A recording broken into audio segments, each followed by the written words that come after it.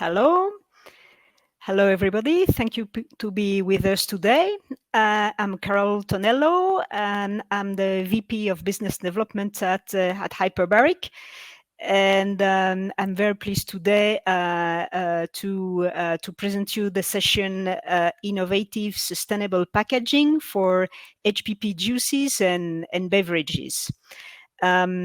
With me today, there will be three speakers, three company owners using the technology, using HPP for new sustainable packaging, or using the technology with new sustainable packaging. So the first speaker we have is Alexia from Juste Pressé. Hello, Alexia. How are you today? Hello. I'm fine. Thank you. Nice to be here. Thank you. Thank you to be with us. The second speaker is Paul. Hello there. Hey. Hello, Paul. Thank you. Thank you to be with us from the drinks company. And the third one is Walter. Walter. Hi, good morning. Hello. Hello, Walter. Walter works for Just Made. So we have Just Pressé and Just Made in the drinks. So three very nice beverage company. The structure of the session will be the following. Each speaker, Alexia, Paul, and Walter, will briefly introduce its company, and then and talk about the packaging, the sustainable packaging for the HPP juice or beverage. And then we will have a panel discussion with to talk about this very interesting subject, sustainability and packaging with HPP. So the first presentation will be done by Alexia Chassagne. So Alexia is she's passionate about the challenging project. She created the brand Juste Pressé to develop, promote, and foster a new revolution in food and beverage industry, the HPP technology. She runs the company with the aim of better feeding a maximum of people with rich, healthy, good products, preserve nutritional properties, and of course, with sustainable products. So please, Alexia, if you want to introduce your company and your packaging, that will be a pleasure for us. Yes. Thank you, Carol, for the nice introduction. So I work. I founded the brand Juste Pressé. That means for our foreign listeners, just squeezed. So that's why Carol made a nice link between just squeezed and just made from Walter. So what does it mean? It means that we want to offer to people the best juice that we can find in the world. This is thanks to HPP technology that I'm a big fan and a big support of. I believe today on the market it's the best technology we can find to deliver to consumer a juice that is so close to the freshly squeezed juice at home that nobody is able to find a difference. And the other part of the company, which is important, we want to do the best juice of world, but we want to do it fairly and we in a very responsible way. Because juste in French means at the same time, it has just been made, but it has been made fairly as well. So there's a double meaning of the word juste in French. So when we talk about responsibility and about being fair, we think, of course, about the package, because probably in our market, in our food market, packaging is one of the biggest reason of the carbon footprint. oranges or apples or fruit and vegetables in general does not really have a very high carbon footprint, but packaging have. And that's extremely careful about the packaging we use. And that's why we are in a moment where we really diversify our packaging to offer to consumer the most responsible and the most sustainable packaging we can have. So meaning that now in 2022, we don't have any packaging that are with 100% virgin plastic. So we have different type of packaging that answer to different needs on the market. So we have, bricks. So what we call bricks in French. So it's cotton packaging with a small plastic layer inside to ensure, the fact that the juice is inside, and that we need to have a kind of impermeability of the juice. In those packaging, we don't have aluminium. Those packaging are very well recycled in France. So that's important when you develop a sustainable packaging. You have to think upfront in the recyclable process that you have in your country. Because maybe there are more sustainable solutions in the world, but if you don't have any recycle process in your country, it's not worth going for this type of packaging. So we have these bricks, and we have as well plastic bottles, but none of our bottles are with virgin plastic. So this one, 50% recycled plastic and 50% virgin. And we have another one that is with 75 recycled plastic and 25 bioplastic. So really, we are designing all our packaging, thinking about the sustainability of them and the way we can have a footprint on the market that is because of our packaging. Thank you very much for this introduction of your company, Alexia. This is really nice to hear how you promote HPP and how you talk about your packaging, trying to be the most the more sustainable as you can. This is really great. Thank you. I will now give the possibility to Paul van Amen to present his company, the drinks company, and so introducing Paul. Paul and Wilfredo Pinillos launched Express Juice in 2014 to produce a range of juices, and then they launched an additional brand, Mixology Maker. Both of these brands lead the portfolio of the drinks company, and which is a distribution company that has grown servicing South Florida. So, Paul, if you want to give more detail about your company and your sustainable packaging, we are listening to you. Okay. Good morning, Carol. How are you?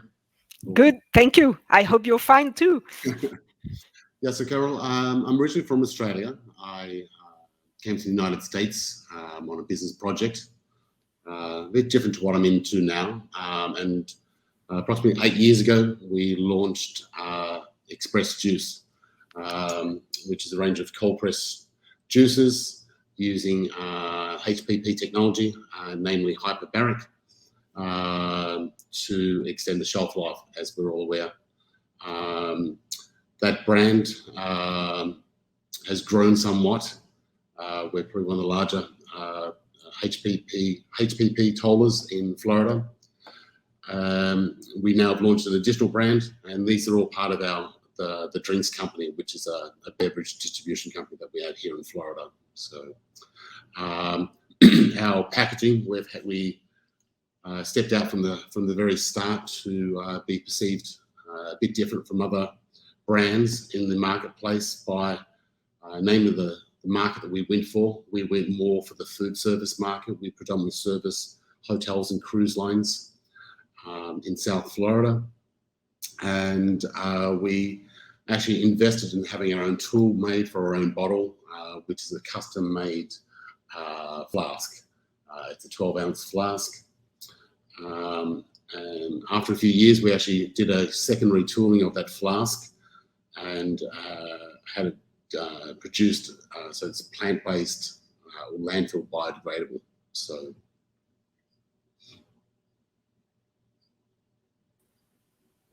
Thank you. Thank you very much. This is another option, but we will discuss a little bit more during the panel the different option we have. So plant-based and you make your own bottle. That's really nice to hear. Thank you very much, Paul. And the next speaker is Walter Nimox. Is the co-founder and CEO of Just Made Foods. He and his wife Norca started Just Made in 2017 to introduce the North American consumer to authentic tropical juices from Latin America and from the Caribbean. They have been using HPP since the company's founding, and they prefer the technology over the other method to extend the shelf life. So, Walter, if you can give us some more detail, that would be great. Thank you, Carol. It's great to be with you. And it was wonderful listening to the other presenters as well, especially Alexia. The similarities between our brands is really really nice. As you mentioned, my wife and I started Just Made in 2017.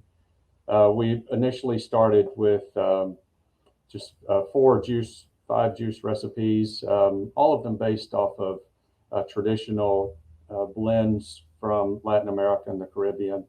I had a chance to live in South America for several years, and my wife is from Ecuador. And so when we moved back, or I moved back to the States, I thought it was a good opportunity to launch a juice company that we'd been thinking about while we were down there. And watching the growth of HPP and juice was really intriguing to me. So like you said, we started the company, launched in 2017. We like I said earlier, most of our products are based off of tropical blends. We combine unique fruits, such as we recently launched one that's watermelon with prickly pear. We also have passion fruit with carrots and pineapple. We have passion fruit and dragon fruit and blends and those sorts of things. So we feel like we offer the consumer something pretty unique. We launched our organic lemonades in late last year, in the fall of last year. And we were hearing about BioPET resin as a possibility to make our bottles. We also have a unique mold that we use for our bottles. And we decided at that time that it might make sense to explore this a little bit further. And we found a company that is producing a 100% plant-based bottle that's fully transparent. The biomass to produce the feedstock for the plastic is it comes from sugarcane, and it makes a 100% plant-based bottle, which is perfectly transparent. You can see the product still in the bottle. There's not a lot of cloudiness or anything, and it's part of our commitment also to the environment. I will add one other thing about us. We give back 5 cents with each bottle that we sell to support education in rural Latin America. So similar to Alexia, we like to build off of the name Just Made, and we like to say Just Made, made justly. in that respect to show that we believe there's a lot more that business can do to support the environment and sustainability, but also stakeholders throughout the value chain of the business. So. Okay. Thank you, Walter, for those details. It looks like that your juices are really made with tropical fruit. Should be delicious. They are delicious. I'm sure that. Absolutely. I live in Europe. I cannot purchase them, but I would really like to test them next time I will be traveling in the US in Florida. That's really nice. And your concept is really interesting and different from Alexia, the one of Alexia and the one of Paul. So that will give some topics to discuss during the panel. We will start now. So Alexia and Paul will join, and I would like to ask to each of you, but if you want, you can start, Walter, and then we can hear Paul and Alexia. What was really the main reason that made you choose a more sustainable packaging for your juices? I don't know, you value the consumer, or what's really the benefit for your company or for yourself as a owner of a company? Yeah, well, like I mentioned, we had been looking at different packaging options and felt like that the BioPET was just a terrific technology that allows us to lessen our carbon footprint as a company. We started off with our lemonades. We have 4 lemonade flavors that we bottle. We plan to transition the BioPET over to the rest of our juices as well, so that the full line can be available in BioPET resin. I think just personally, we feel like it's important to lessen our carbon footprint, to be more sustainable. And then there are customers, natural food customers, both large and small chains, that really value that as well as part of their the products that they have on the shelf, which is an added plus. And so. Okay, a lot of good reason, and so what was the reasons for you, Paul, to adopt a more sustainable packaging? We were actually driven by one of our accounts, one of our hotels that we serviced. They had announced that they were going plastic free through their whole brand. And being a very large account, it made us very proactive and work with a local company here called Captiva Containers, who made our bottle, and we worked with them and used a resin-based called EcoClear that gave us some better sustainability options to be able to go back to the hotel brand and let them know that we were listening to what they wanted to set out to achieve, and obviously what the consumer wanted. And as we know, like with HPP, we are limited on what we can use. We don't have the ability to use glass or aluminum. So plastic in a form is what we had to work with. And it was good to be able to listen to a brand and take their directive. And for us, it allowed us to expand from there.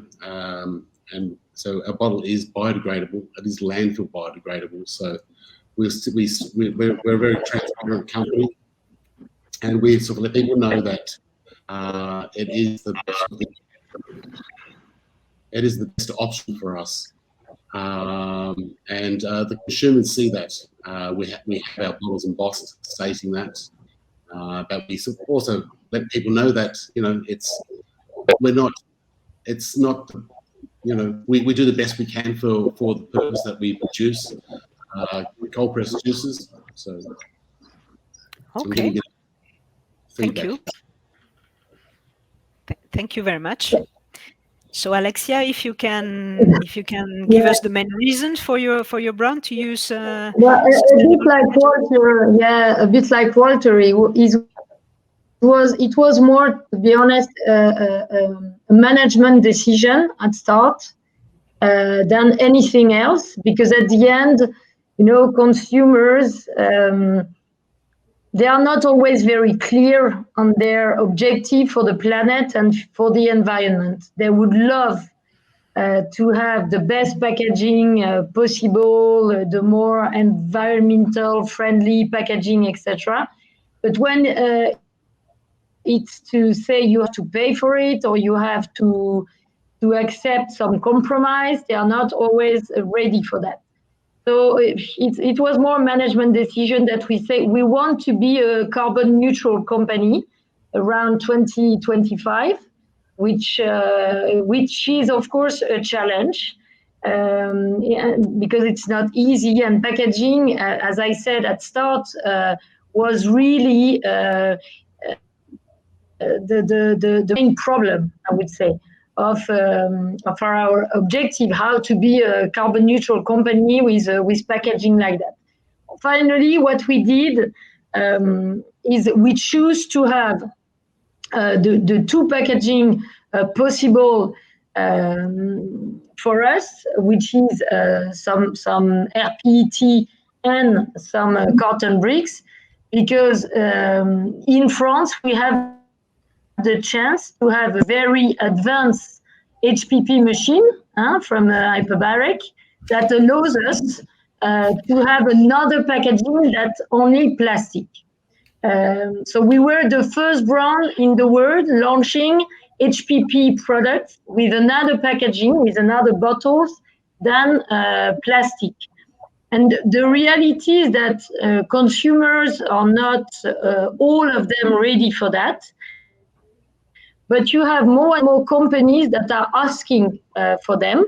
So two examples. So the French train company, so the SNCF, that have those fast train that everybody is envying France for that, only for our trains, let's be honest.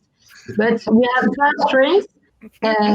We will be listed in the bars, in all the bars of those fast train as of June 23rd.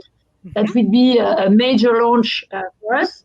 And why we've been listed in those bars? Because they don't want to have plastic bottles anymore. So a bit like what Paul said, it was not driven by our consumers, because we did the choice already to have the two packaging. But it was, we were lucky because they selected because of this packaging. So it's more, a kind of, we want to have the less impact possible, because we believe in Juste Pressé that the word we want to leave to our children is more important than the word we inherit from our parents. That was not in a very good shape. So we are trying to do our best and give a better word to our children tomorrow by working on the packaging. Okay, thank you, Alexia. In any case, congratulations for the new contract with the French train company. That's great. They selected you because you have because your juice is carton pack. That's exactly. Yeah. We have the best juice of the world. I'm sorry, guys. I'm sorry for you. Well, juices are probably very good, but mine are far much better than yours. We're trying to catch up. Alexia, now you sound very French. Yes, I'm sorry, Walter and Paul. The French lady are tough. So we know. Yeah. Okay, that's great. No, I think you have all the three brands are really nice brands, and that's also very nice for this session to have to see different options. And so the next The next question I have for you is why did you choose that packaging composition for your juices? So between the different options we've seen, so we have recycle PET, so I would say the classical plastic. We can have bio-based products or carton, or what was it? I don't know, the availability of somebody giving you this this option, or the cost, or the image you wanted to give to your brand, to your products. If you can give us some more information. I don't know if you want to start, Paul, for example. Sure. Like I said before, we moved in the direction that one of our customers had set out to achieve. And we quickly sort of realized that soon consumers are wanting to use less packaging, less plastic-based packaging. So it gave us sort of something nice to work with, and that our customers were well received. We're also now looking at customers are also wanting things in a larger format, so much in a single serve use. So we're looking at ways that we can produce or extend our range into larger formats. So not only is it less plastic, but less packaging in general by producing larger scale formats. Mm-hmm. Okay. And the fact that you, for you, was it very easy to find a supplier, or do you feel you have a lot of options? We're very lucky here in Miami, Florida. There's one of the sort of leading bottle producers here, Captiva Containers, who works super well with hyperbaric in producing a range of bottles that are HPP compliant. And being a local brand, it's been a blessing to work with them. And we've worked on a few different projects now together. Mm-hmm. Okay, thank you very much. Walter, what was the reason for choosing this packaging composition, this bio-PET resin? Yeah, I would say the initial spark came from a press release that I read. It was actually about Coca-Cola Europe was testing this bio-PET in Europe. They managed to produce 900 bottles or something like that. And I saw the press release. I flipped it over to our bottle supplier and said, we need to be a fast mover on this sort of technology. And he responded back and he said, well, I think I might have a solution for you. And it turns out that it was very, very similar technology, not identical, but almost identical technology to what Coca-Cola was testing in their bottles in Europe. And so that was kind of the start for us. It was availability of the bio-PET resin, and we thought it was a logical step for our brand. But I'll have to say that we don't really view this as the final step. We want to continue looking for plastic that's biodegradable, that really leaves zero effect. It's not something that people are going to dig up in 20,000 years or however long it takes to break down in a landfill.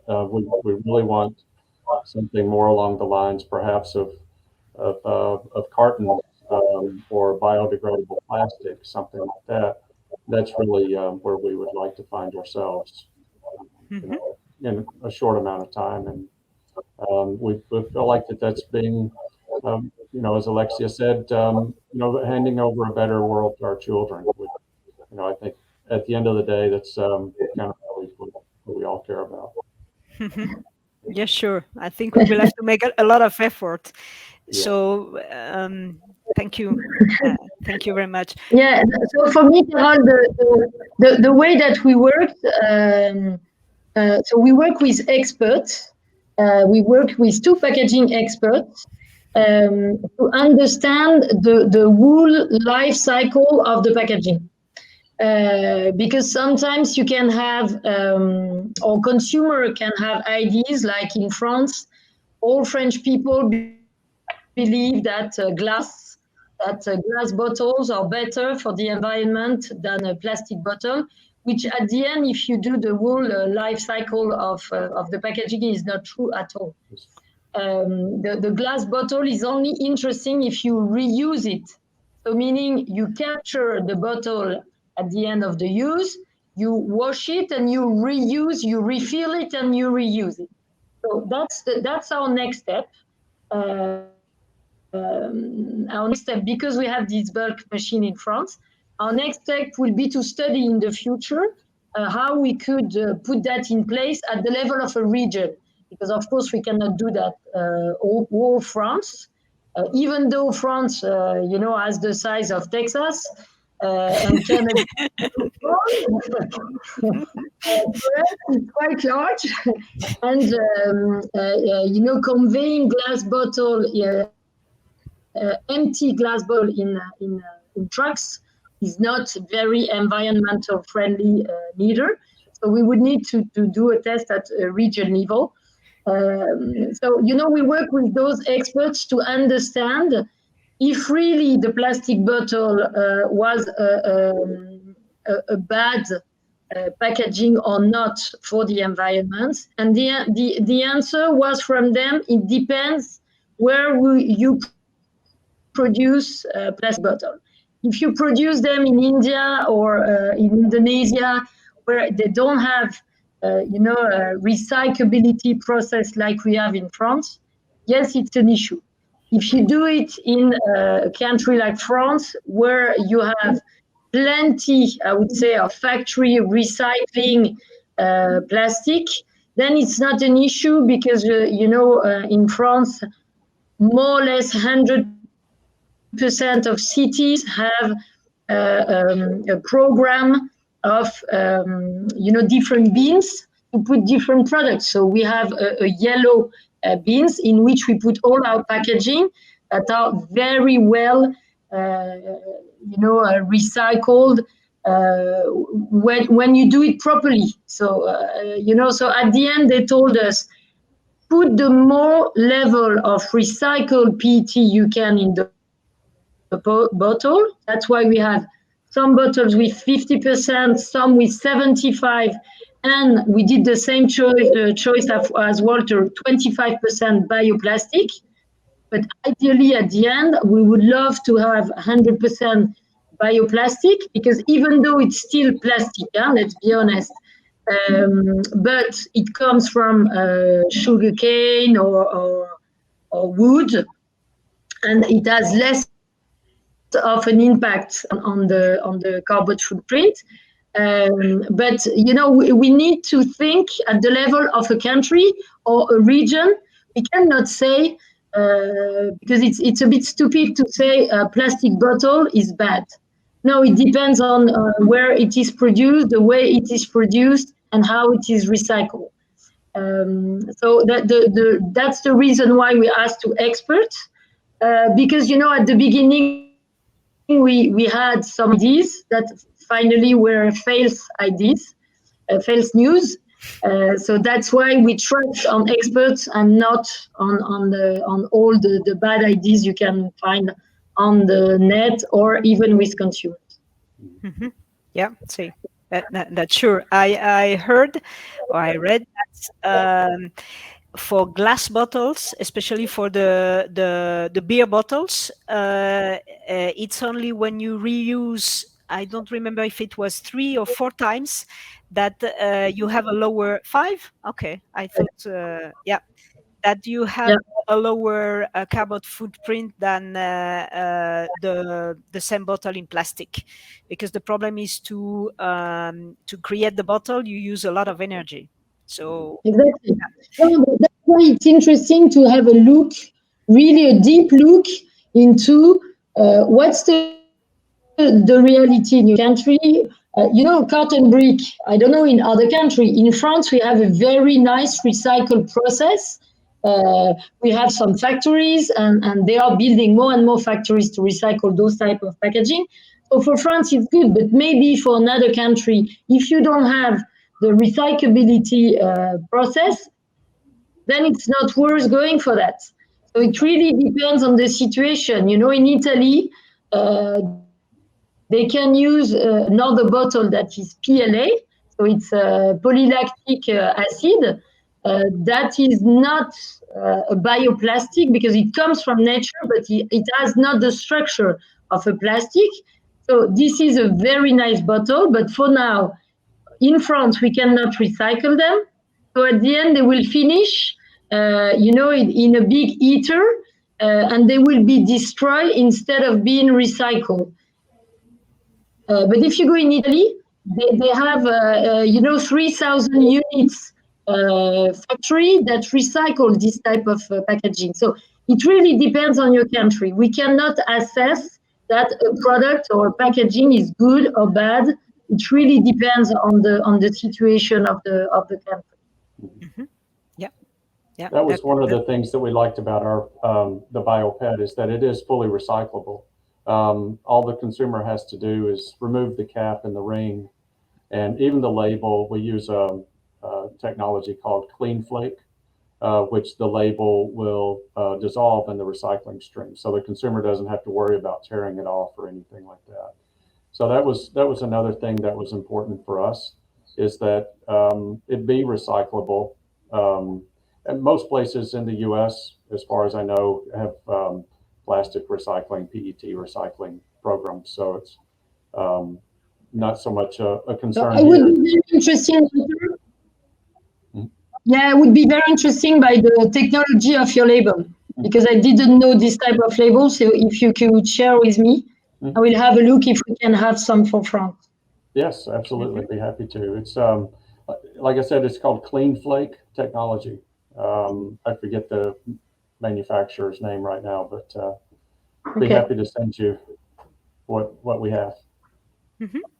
Okay, thanks. So Walter, your BioPET bottles, they are recycled or they are biodegradable or both? They're recyclable. They're fully recyclable. They do not contaminate the recycling stream whatsoever.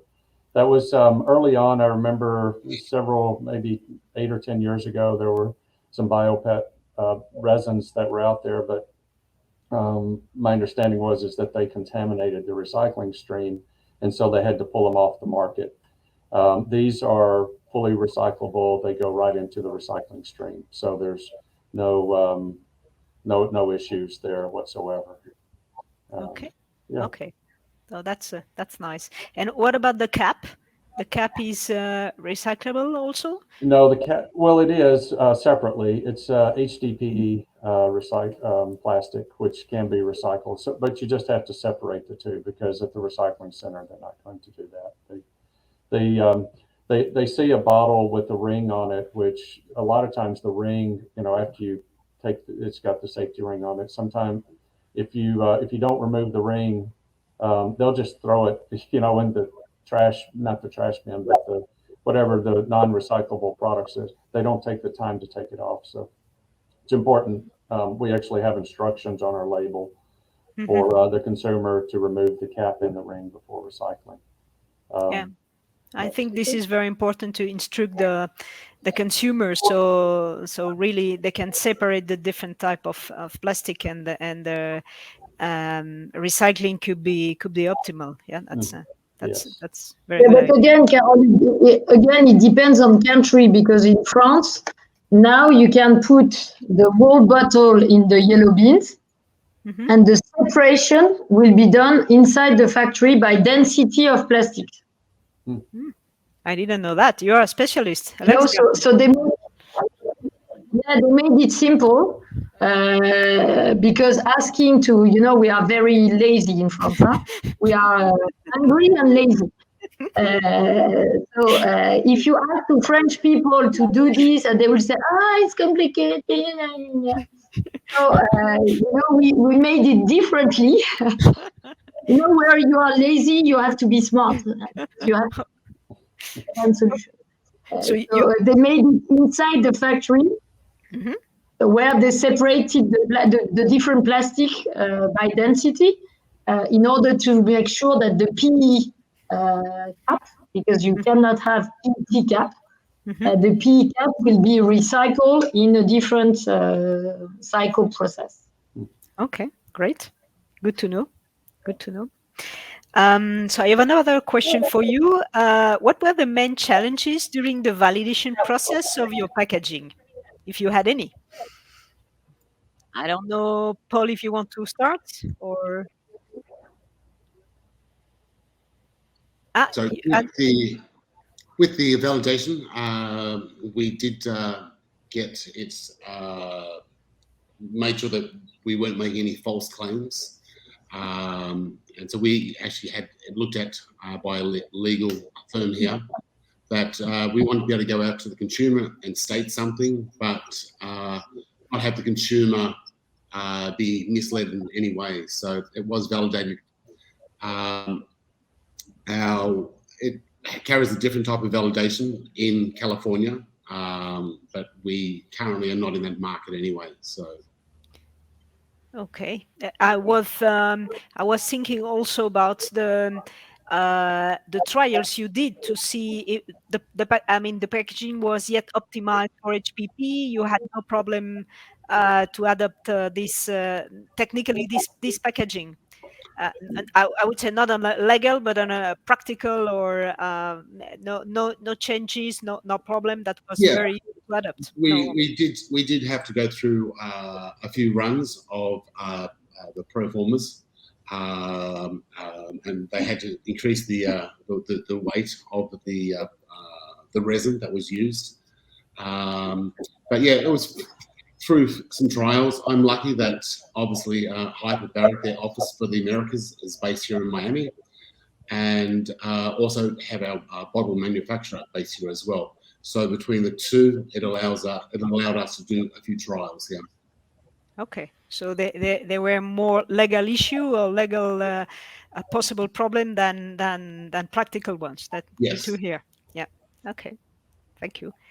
I don't know, Alexia, Paul, who, yeah? Alexia? Yeah, of course, you can imagine them having HPP in bricks was quite a challenge. So yes, we had to do some tests with the factory. To be honest, it's a very nice solution. There's always a bit more of problems than with plastic. Even though the manufacturer of packaging are really experts. Of course, cotton is a bit more sensitive to a leakage or whatever than plastic. Even though over the past 18 months we've used this packaging, we don't have more than maybe 1 ppm of issues. That was far more than what we had on plastic, because on plastic the reality is that we had never issues, but it was not it was not a major issue that made us stop the project. But what was very interesting from what Paul said, and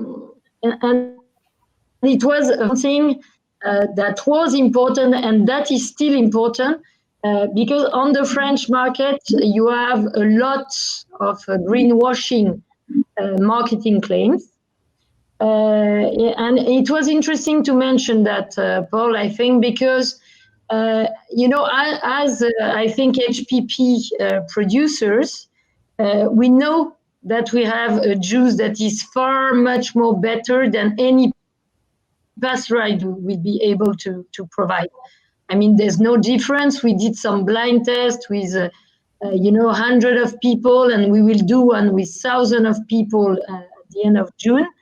And it's clear, when you do a blind test with pasteurized juice, whatever brands that you put in the blind test, even very well-known pasteurized brands, if consumers don't know what they drink, they say during the blind test, this is a very nice product, So this is HPP, and this is a shitty product. I'm sorry for those guys, but they say it's shitty. When they compare it, on the same trial, they say this is shitty, this is very good.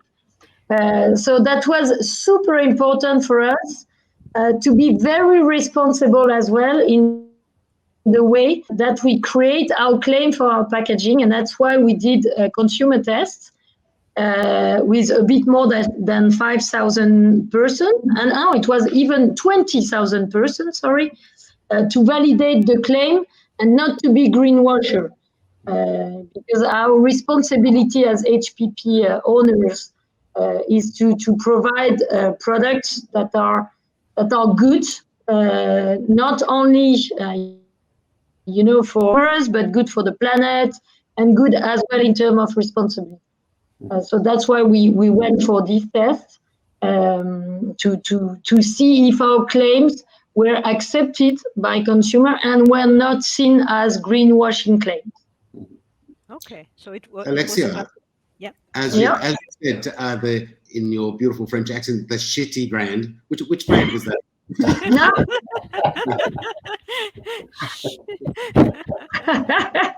I cannot say. We cannot advertise them. Forbidden. No.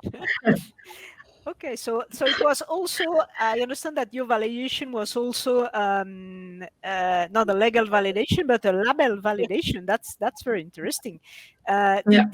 Did you experience, Walter, something like that during the validation of your packaging? Well, we didn't test it with 20,000 consumers, but we followed a little bit different process. We got some sample bottles. We filled them with product, and then we took them to our HPP facility and had them process them for us. And we saw, virtually no fail rates. Of course, as we all know, the cap is the weakest point, and that's where issues normally occur. And we didn't see a difference there between this bottle and the other bottle that we're currently using. Then we've done shelf life studies on the lemonades. We're getting we went up to 135 days. We're still in the process of validating it because you can see some flavor changes over that time, and so we actually get much longer with our juices, but we actually state depends on the fruit, on the juice, but it could be 85 to 90 days because you start to see some degradation and some changes in flavor, citruses especially. Mm-hmm. So we haven't changed the shelf life on our lemonades yet, but we at the end of the day we found that the BioPET resin performs just as good as the other standard plastic that we're using. But I did actually have a question for Alexia. I was wondering, between your carton and your bottle, do you see a difference in shelf life between the two? I mean, a similar juice, is there a difference in shelf life? Yeah, normally, in terms of, bacteriological tests, the shelf life is normally the same. The reality of the bricks, and especially the big ones, not the small one that we have for the TGV, for the fast train, but this one, I would say that after 70 days, they start to collapse a bit. And the way you see it, it's not, of course, that it's flat, but it's a bit like if the juice or the packaging would have swallow some mice, So it's a bit more round. So it in reality, it's because the solidity of the solidity of the carton falls slightly. So yes, in reality, what we are thinking of is to have a shelf life for those packaging a bit lower than for the plastic ones, not because of bacterial taste, etc., because it remains the same, but it's more for a consumer perception. Okay. All right. Okay. So the structure of the packaging is not so strong. Yeah. You don't have aluminum inside. Huh? It's because we selected a packaging that is without aluminum. And because aluminum gives a very solid structure to the packaging, we decided, again, for sustainability reason, not to have aluminum inside. Well, the other side of this choice is that the structure is not as solid as a plastic bottle. Okay. Yeah. Interesting. Yeah, some benefits and some pros and some cons. Yes, for sure.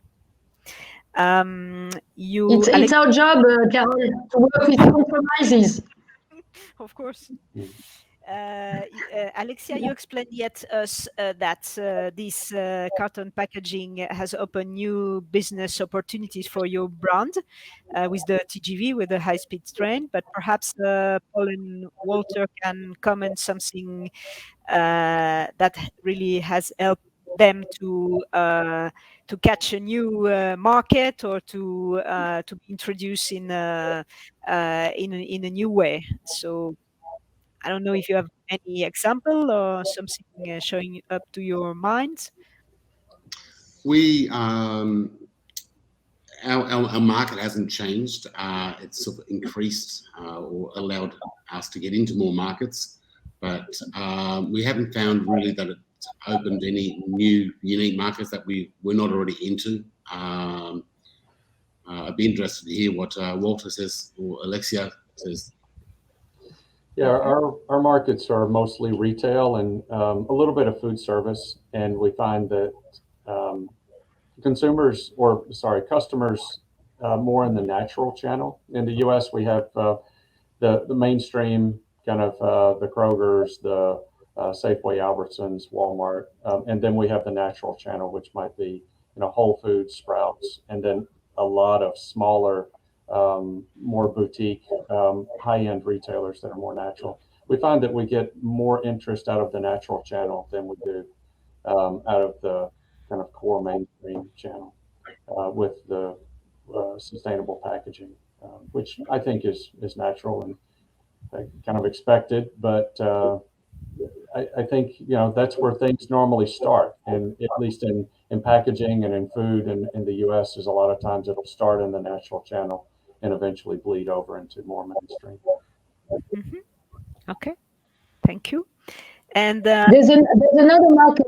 Yes, Carol, there's another market that is a smaller one, but that is interesting for our American friends. That is Google. So the French headquarters of Google. I don't know how to say it properly. Yeah, I know that I say it badly. But the French headquarters, they selected our small juice in brick carton because they didn't want as well to have plastic bottle for their employees. So that was, of course, it's not the market of the high-speed trains, but it's interesting as well to see that American companies, quite famous, I would say, are going towards this choice of not having any more plastic bottles. Nice, very nice. In any case, I think that even if it's not a big market, this is something you can comment to your banker or to your family or your friends, saying that juices are purchased by the Google headquarters. Yeah. So I think this is nice to say. Okay. Yeah. Really great. And my last question would be, how do you communicate the sustainability of your packaging to the final consumer, and how they perceive it? Well, we didn't want to. We feel like we have a nice label, and we didn't want to really put more on the label than what we've already got. So what we did is we put a sticker on the cap. Hopefully I've got that. Sorry. We put a sticker on the cap, which is also the clean flake technology, which doesn't need to be taken off, but it matches nicely. It's also very visible to the consumer, and that's how we let them know that the bottle is sustainable. Okay. And do you really label BioPET a bottle, or how do you write exactly? Because we could not see it on the screen. If you can read, perhaps, or it says 100% plant-based bottle. Okay. So okay, nice. Okay. Yes. Yeah, we can see it now. So I don't know, Paul, how you communicate about this this sustainable packaging. We actually had our bottle embossed, stating that it's biodegradable, but with an asterisk stating that's landfill biodegradable. So it's not magically going to disappear by itself. And we actually have it on the back of our label as well, our the certification code that it carries, to be as transparent as we possibly can be. Okay. Okay, great. And yes, we did differently. It depends on the packaging because it depends on the space you have. So the beautiful things about carton bricks is that you have 4 sides, so you can there's all my life, the life of my children, the life of my mother, the life of my grandmother. So on the brick we explain why this packaging. We really explain the purpose of using this packaging, because we have the space for that. On the bottle, of course, I have the space only for my life and the one of my kids. So I avoid but more seriously, on the bottle, it's we mention it, but it's not. I would say it's not the main advantage, because what we are trying to do now is already to explain to consumers that we have the best juice of the world, and I would say the packaging comes on top. But we communicated it through our Instagram page, our website. We communicated through customer presentation as well. But it's not the main advantage that we are selling to a consumer. It's more nice to have. You have the best juice you can have on the market, and on top, you have a good packaging. Okay, great. So I think we are at the end of our session. I don't know if you have any question you want to ask to another. Yeah, Paul, perhaps. Yeah, no. Yeah, Alexia, were you in like a TV host or something prior? So I think if you want to hire Alexia, you will have to pay a lot. You know, the French talent. It's very expensive, Paul. Yeah, it's super expensive. I'd much rather listen to you than Americans. Sorry, Walter. No offense taken. Okay, so thank you very much to you, to Alexia, to Paul, and Walter. It was really a very interesting session, and thank you for collaborating to the HPP Innovation Week, and I wish you really a great success with your brands. Really sincerely, thank you so much. Thank you so much. Thank you. And let's keep in touch, guys. We have some things to share. For sure. Yeah. Okay. Thank you. All right. Thank you, guys. Thank you, Carol. Goodbye.